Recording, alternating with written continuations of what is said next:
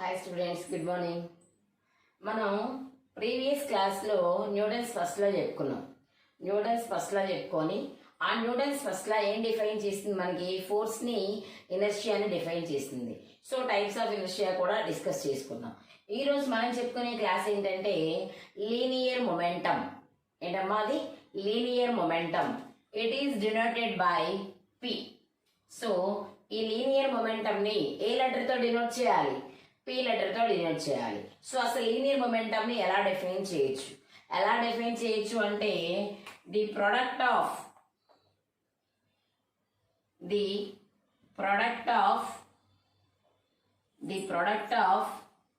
mass of the body, and velocity of the body. The product of mass of the body and velocity of the body is called momentum. అంటే ఇక్కడ ఏం చేయాలంటే ఏదైనా ఒక బాడీని consider చేసుకున్నప్పుడు ఆ బాడీ యొక్క మాస్ ని, దాని వెలాసిటీని మనం ప్రొడక్ట్ చేస్తే product means multiplication. So multiplication చేస్తే వచ్చేది ఏంటమ్మా ఇక్కడ? Linear momentum. దీన్ని మొమెంటం అని కూడా పిలవచ్చు. సో ఇప్పుడు ఈ మొమెంటం కి ఫార్ములా ఏం రాద్దాం? P is equal to mass into velocity. So mass అంటే m, వెలాసిటీ అంటే v. P is equal to mv. అయితే దీన్ని మనం ఎలా రాస్తామంటే P bar is equal to mv bar. ఇక్కడ లీనియర్ మొమెంటం వెలాసిటీ అనేది వెక్టార్. వెలాసిటీ అనేది ఏంటమ్మా? వెక్టార్. కాబట్టి లీనియర్ మొమెంటం కూడా ఏమవుతుంది? వెక్టార్ అవుతుంది. వెక్టార్.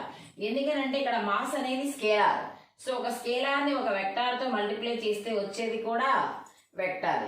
సో లీనియర్ మొమెంటం కి ఏ క్వాంటిటీ ఉంటుంది ఇక్కడ? Vector quantity. లీనియర్ మొమెంటం అనేది వెక్టార్ క్వాంటిటీ. నెక్స్ట్ వచ్చేసి the direction of linear momentum is the direction of velocity of the body. మనకి ఈ లీనియర్ మొమెంటం కి డైరెక్షన్ ఎటువైపు ఉంటుంది? లీనియర్ మొమెంటం యొక్క డైరెక్షన్ అనేది ఆ బాడీ యొక్క వెలాసిటీ ఏ డైరెక్షన్ లో ఉంటుందో, సో లీనియర్ మొమెంటం కూడా అదే డైరెక్షన్ లో ఉంటుంది. నెక్స్ట్ ఈ లీనియర్ మొమెంటం కి మనం SI యూనిట్స్ రాద్దాం. ఏ ఫిజికల్ క్వాంటిటీ తీసుకున్నా నీకు కంపల్సరీ వాటి యొక్క యూనిట్స్ ఏంటి, వాటి యొక్క ఫార్ములా ఏంటి, నెక్స్ట్ వాటికి డైమెన్షనల్ ఫార్ములా ఏం రాయాలి అన్నది మీకు కంపల్సరీ తెలిసి ఉండాలి. సో మొమెంటం కి SI యూనిట్స్ ఏం రాద్దాం? ఇక్కడ తీసుకున్న ఫార్ములా ఏంటి? మాస్ కి యూనిట్ ఏంటమ్మా? కేజీ. వెలాసిటీ యూనిట్ ఏంటి? Metre per second. KG metre per second. Total గా KG metre per second. So SI units for momentum KG metre per second. అదేవిధంగా మనం CGS యూనిట్ చూద్దాం. CGS యూనిట్ అయితే ఏం రాయాలి?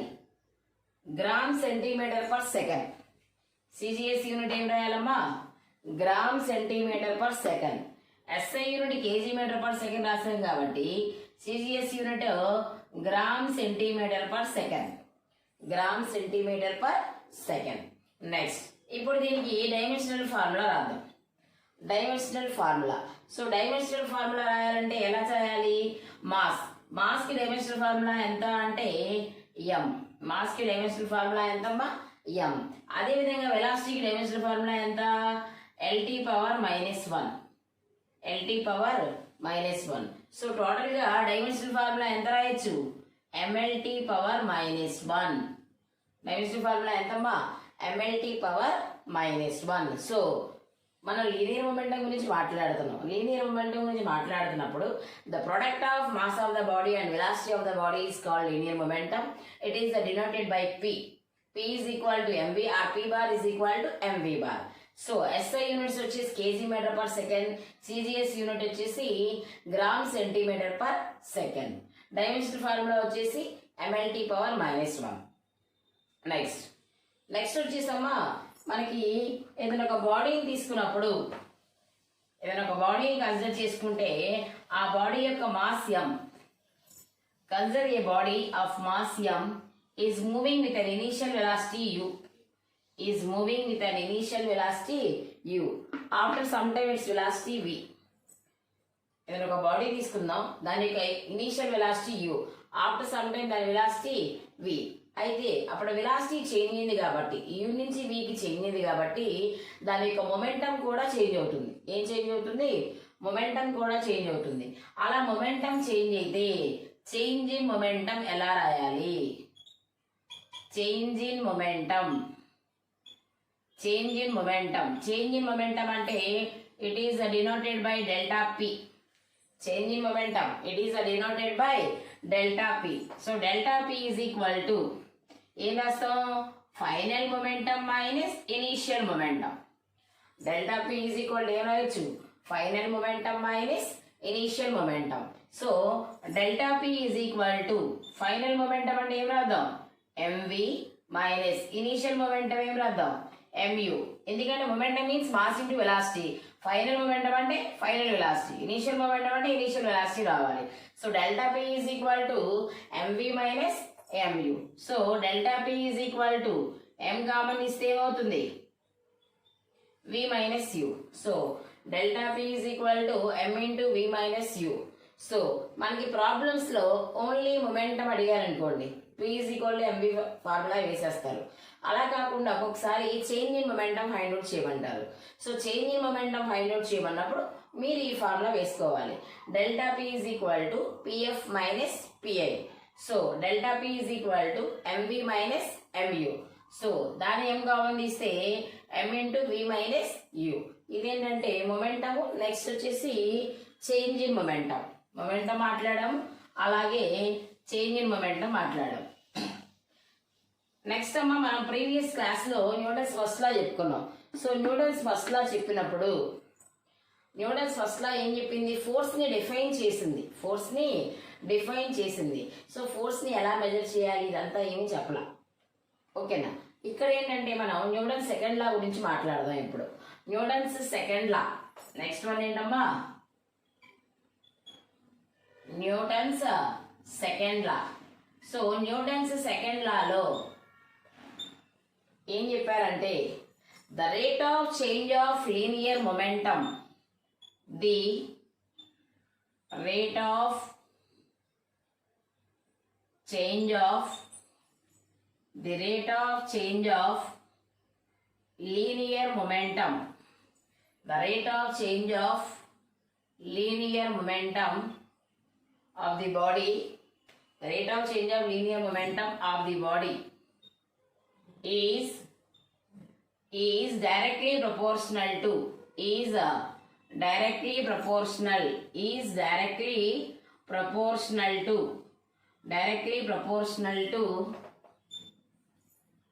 the net force acting on the body. The net force acting on the body. Net force acting on the body. And it takes place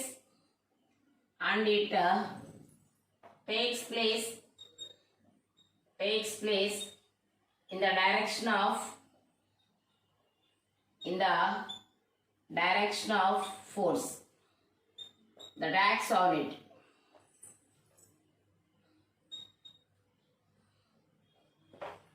This is the Newton's second law. So Newton's second law లో ఆయన ఏం చెప్పారంటే the rate of change of linear momentum. మీరు ఒకటి గుర్తుపెట్టుకోండి, ఏ definition ని మనం define చేసేటప్పుడు రేట్ ఆఫ్ అని వచ్చింది అంటే బైలో టైం తీసుకోవాలి. విత్ రెస్పెక్ట్ టు టైం మనం చెప్తున్నట్టు అనమాట. అది ఏ డెఫినేషన్ అయినా సరే రేట్ ఆఫ్ అని స్టార్ట్ అయింది అంటే విత్ రెస్పెక్ట్ టు టైం అనమాట. So the rate of change of linear momentum, the rate of change of linear momentum means delta p by delta t. Delta p by delta t ఎప్పుడు ఎలా ఉంటుందంట? is directly proportional to the net force acting on the body. ఇప్పుడు ఏదైనా ఒక body తీసుకున్నాం, ఒక body మీద ఒక ఫోర్స్ యాక్ట్ అవుతుందిగా, నెంబర్ ఆఫ్ ఫోర్సెస్ యాక్ట్ అవుతూ ఉంటాయి. అలా నెంబర్ ఆఫ్ ఫోర్సెస్ యాక్ట్ అవుతున్నప్పుడు నెట్ ఫోర్స్ అంటాం. ఒక ఫోర్స్ అయితే సింగిల్ ఫోర్స్ అంటాం. చాలా ఫోర్సెస్ యాక్ట్ అవుతున్నప్పుడు 2 or more ఫోర్సెస్ యాక్ట్ అవుతున్నప్పుడు నెట్ ఫోర్స్ అంటే రిజల్టెంట్ ఫోర్స్ అన్నమాట. సో ఈ రిజల్టెంట్ ఫోర్స్ కి the rate of change of linear momentum అనేది ఎప్పుడు ఎలా ఉంటుందమ్మా, డైరెక్ట్లీ ప్రపోర్షనల్ గా ఉంటుంది. డైరెక్ట్లీ ప్రపోర్షనల్ గా ఉంటుంది. And that force is acts in the direction of force. అంతేకాకుండా ఇది ఎప్పుడు కూడా ఫోర్స్ ఏ డైరెక్షన్ లో ఉంటుందో, ఫోర్స్ అనేది ఏ డైరెక్షన్ లో ఉంటుందో the rate of changing linear momentum కూడా అదే డైరెక్షన్ లో ఉంటుంది అని చెప్పారు. ఇది న్యూటన్స్ సెకండ్ లా అన్నమాట. ఇప్పుడు ఆయన చెప్పిన దాని ప్రకారం న్యూటన్స్ సెకండ్ లా ప్రకారం మనం ఏం చేయొచ్చు అంటే, ఏదైనా ఒక బాడీని కన్సిడర్ చేసుకోండి. ఆ బాడీ మాస్ ఎంత, m. బాడీ మాస్ ఎంత, m. Consider A body of mass m with an initial velocity u. With an initial velocity u. If some force is acting on the body. ఇప్పుడు ఒక body తీసుకున్నాం, ఆ body mass m, దాని velocity u, initial velocity u. ఇప్పుడు నేను ఆ body మీద కొంత ఫోర్స్ అప్లై చేశా. అప్లై చేయడం వల్ల ఆ బాడీ అనేది సడన్ డిస్ప్లేస్మెంట్ చేస్తుంది. సో డిస్ప్లేస్మెంట్ చేసినప్పుడు the final velocity of the body changes. Body యొక్క వెలాసిటీ అనేది చేంజ్ అవుతూ ఉంటుంది. అయితే ఇప్పుడు according to the Newton second లా మనం ఏం చెప్పొచ్చు అంటే, according to the Newton second law F net force is directly proportional to the delta P by delta T. ఇది నేను ఈ న్యూటన్ సెకండ్ లా నుంచి రాసిన ఫార్ములానే. F net means net force. F net అంటే ఏంటమ్మా, ఇక్కడ net force, the resultant force or net force is directly proportional to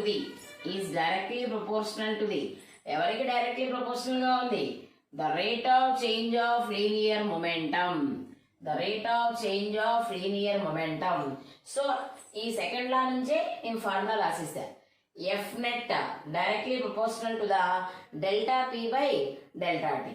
next step లో ఏం చేద్దామంటే, F net is equal to proportionally తీసేస్తే ఏం పెట్టాలి, ఇజ్ ఈక్వల్ టు పెట్టి ఏదో ఒక కాన్స్టెంట్ పెట్టాలి కదా. నేను ఆ కాన్స్టెంట్ కే అనుకున్నా. కాన్స్టెంట్ ఏమనుకున్నా, కే. సో ఇప్పుడు ఏంటి, k delta p by delta t. F net proportional to delta p by delta t. F net is equal to k into delta p by delta t. Next ఏం చేస్తానంటే, ఇక్కడ if delta t tends to zero అయితే, delta t tends to zero అంటే change in time zero అవుతుంది. Change in time zero అవడం అంటే ఏంటి, అక్కడ ఆ పర్టికులర్ ఇన్స్టెంట్ ఆఫ్ టైంలో మనం ఫైండ్ అవుట్ చేస్తాం. ఆ పర్టికులర్ ఇన్స్టెంట్ ఆఫ్ టైంలో చేంజ్ ఇన్ టైం ఏమవుతుంది, జీరో. అప్పుడు delta p by delta t becomes dp by DT. So ఇక్కడ delta p by delta t, dp by dt తెలుసు కదా. ఇదేంటంటే లార్జ్ వేరియేషన్ ఉన్నప్పుడు నువ్వు డెల్టా యూజ్ చేస్తావు, స్మాల్ వేరియేషన్ ఉన్నప్పుడు డి యూజ్ చేస్తావు. So delta p by delta t ఎలా మారుతుంది, డిపి బై డిటిగా మారుతుంది. అప్పుడు మనం ఏం రాస్తాం అంటే, F net is equal to K D P by DT. So we know that momentum P is equal to mv. మనకి తెలుసు momentum P is equal to formula ఏంటి, mv. కాబట్టి అప్పుడేం రాద్దాం అంటే, F net is equal to ఇక్కడ k d by D T of momentum place లో mv రాద్దాం. మొమెంటం ప్లేస్ లో ఏం రాద్దామా, mv రాద్దాం. ఇప్పుడు ఈ ఫార్ములాను మనం అబ్జర్వ్ చేస్తే k అనేది కాన్స్టెంట్, ఇది d by D T of mv. ఇది మన మ్యాథమెటిక్స్ లో డెరివేటివ్ చేస్తాం. ఆ డెరివేటివ్స్ చేసేటప్పుడు యూవి ఫార్ములా మోడల్లో ఉంది. యూవి మెథడ్ అంటారు. యూ బై వి మెథడ్ ఒకటి ఉంటుంది, యూవి మెథడ్ ఒకటి ఉంటుంది. ఇది యూవి మెథడ్ ఫామ్ లో ఉంది. యూవి మెథడ్ ఫామ్ లో ఏం చేస్తామంటే, ఒకదాన్ని కాన్స్టెంట్ గా పెట్టి ఇంకొక దాన్ని వేరియబుల్ గా పెట్టుకుంటాం. సెకండ్ టైము దాన్ని కాన్స్టెంట్ గా పెట్టి దీన్ని వేరియబుల్ గా పెడతాం. అప్పుడు మనం ఏం చేస్తామంటే, F net is equal to k. ఇప్పుడు నేను ఏం చేస్తానంటే, మాస్ ని కాన్స్టెంట్ గా పెడుతున్నా. మాస్ ని కాన్స్టెంట్ గా పెట్టి డివి బై డిటి ప్లస్ విని కాన్స్టెంట్ గా పెట్టి డిఎం బై డిటి.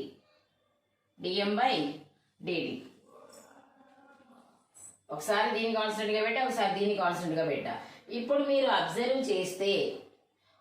చేస్తే మనకి ఇక్కడ మాస్ అనేది నువ్వు బాడీ యొక్క మాస్ ఎప్పుడు చేంజ్ అవ్వదు.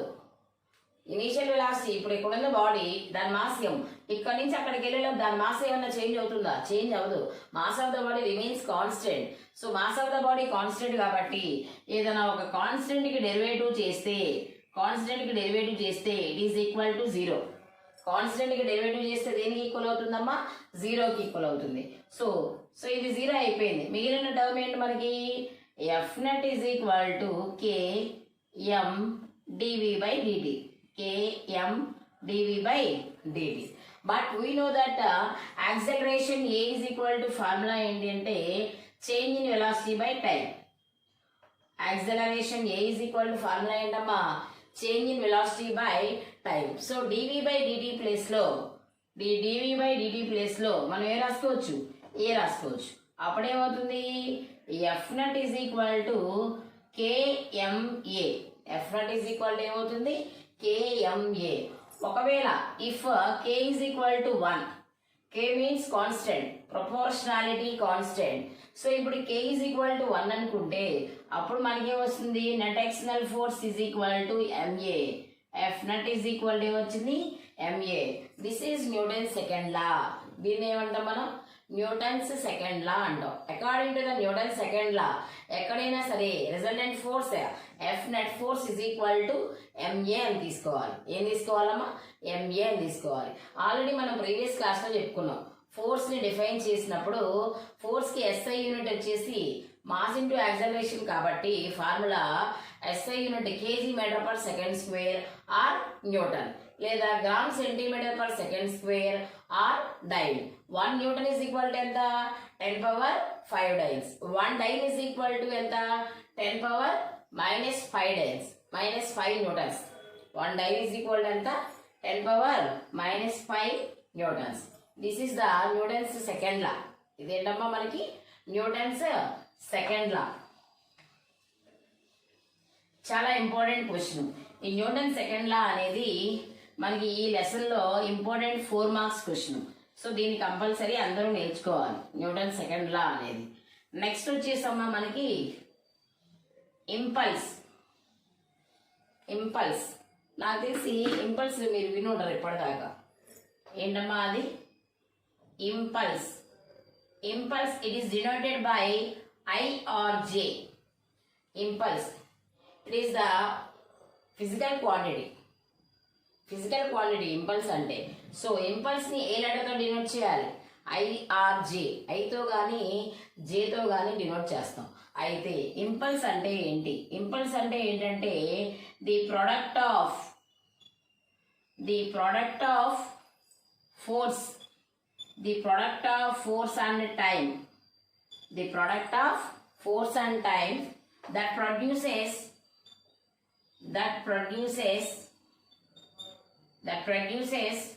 change in momentum.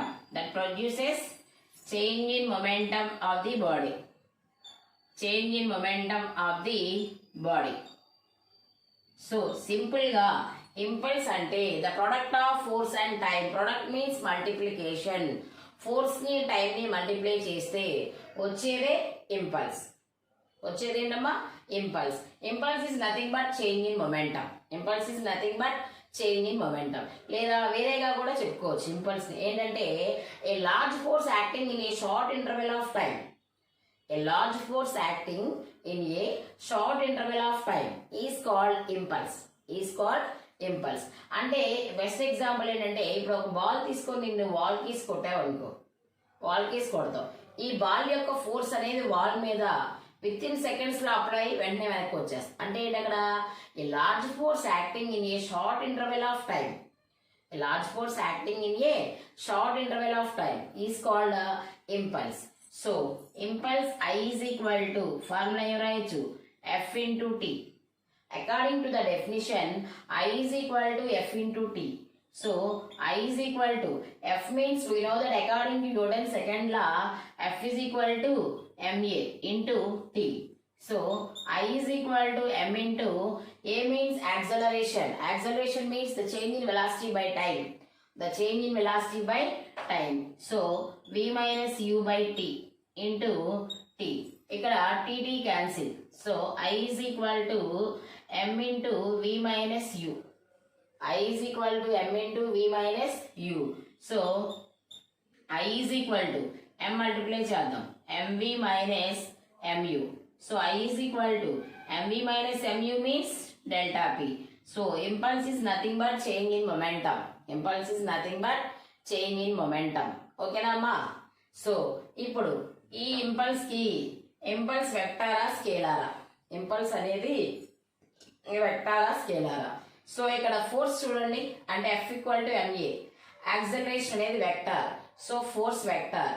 So force vector కాబట్టి ఇంపల్స్ కూడా వెక్టార్. ఇంపల్స్ కూడా ఏమవుతుందమ్మా? Vector. It is a vector quantity. Next SI units ఏంటి అంటే, SI యూనిట్స్ ఫోర్స్ కి SI యూనిట్ ఏంటి? న్యూటన్. టైం వచ్చేసి సెకండ్. SI యూనిట్ వచ్చి newton second. Next CGS unit. CGS unit వచ్చేసి ఏమవుతుంది? Dyne second. CGS యూనిట్ ఏమవుతుంది? Dyne second. Next dimensional formula. Dimensional formula అంటే ఆల్రెడీ మనకి ఫోర్స్ కి డైమెన్షనల్ ఫార్ములా తెలుసు. What is the dimensional formula of force? MLT power minus 2. Dimensional formula of the force ఎంత? MLT power minus 2 into time. Time కి dimensional formula T. So is equal to ML T power minus 2, ఇక్కడ T power 1 ఉన్నట్టు, minus 2 plus 1 minus 1, MLT power minus 1. MLT power minus 1. ఇది ఎవరికి dimensional formula? Impulse కి dimensional formula. కానీ ఇదే dimensional formula మనం ఇంతకు ముందు చూసాం. ఎక్కడ చూసాం? మొమెంటమ్ కి. So momentum and impulse have same dimensional formulas. Momentum and impulse have same dimensional formulas. మనకి ఇంపల్స్ అనేది ఏంటంటేనమ్మా ప్రాబ్లమ్స్ కి ఇంపార్టెంట్. ఈ టాపిక్ 2 మార్క్స్ ప్రాబ్లమ్స్ ఎక్కువగా అడుగుతాడు. దీని మీద లాస్ ఆఫ్ మోషన్ లో వెరీ షార్ట్స్ అడిగినప్పుడు ఇంపల్స్ మీద అడుగుతాడు. కాబట్టి ఇంపల్స్ డెఫినేషన్ ఫార్ములా అనేది మనం గుర్తుపెట్టుకోవాలి. ఓకేనా? Thank you.